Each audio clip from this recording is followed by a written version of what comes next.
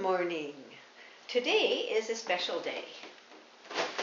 We have decided to do an 18th century monthly dress-up day.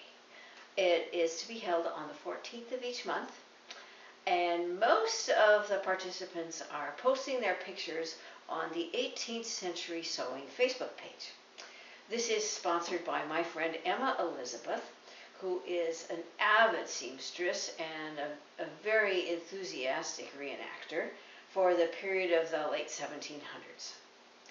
And so today I am sitting here at my spinning wheel as it's a nice fall day, and I'm attired in my fall wear.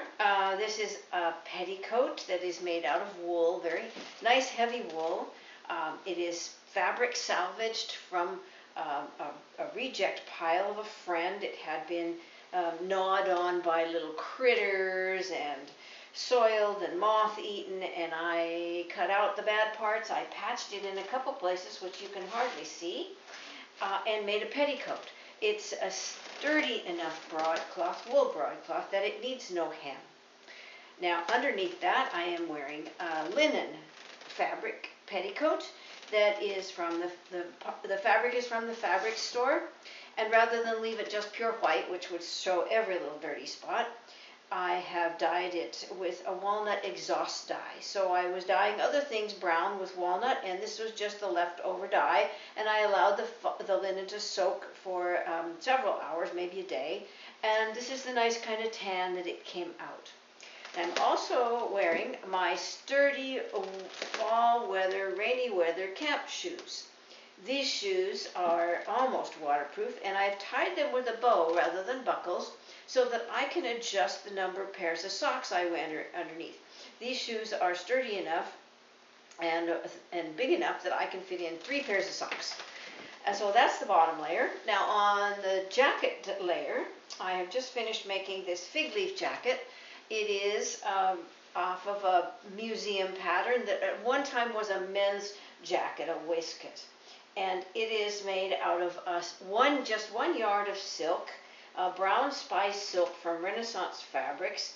It cost me only $28 for the yard, and I get a whole jacket. It is trimmed in ribbon. Granted, the ribbon is not silk, it's modern ribbon. It's very hard to obtain all the colors that you might like, and it's quite hard to find the right ribbon to set off a dark brown silk jacket that might have been more suitable for a man.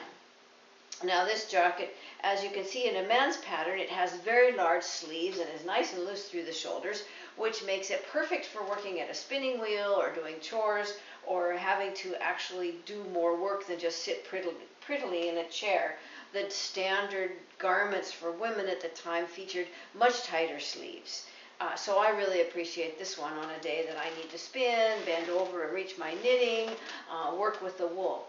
Today's project that is also historically correct and is a result of some of my spinning on this, not on this wheel, but on another wheel. This is a pair of ladies' mitts, which would have been particularly useful this time of the year. They would tuck up under the sleeve of the jacket, pull on, and leave your fingers free.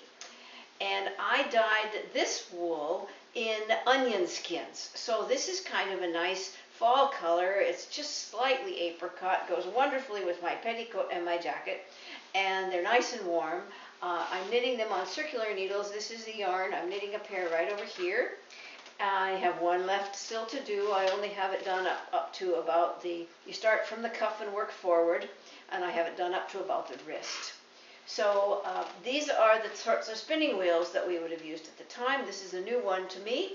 This is a Finnish wheel, and it may date back as far as 1800. Not certain yet. We're still doing research. It needs a little work. It wobbles a lot, but that's the fun part of the fall, is you get to take in all these tools and equipment that have been passed on from other reenactors who didn't quite have the time to figure out how it worked or what it would need to be fixed. And that's my project for the next month as we move into fall and enjoy the fruits of our labors for the summer. Thank you for watching. I represent the Daughters of Liberty in these videos, and we have 18 videos now online. If you search Daughters of Liberty, you will come up with them. 18th century American women's crafts. Thank you very much for watching.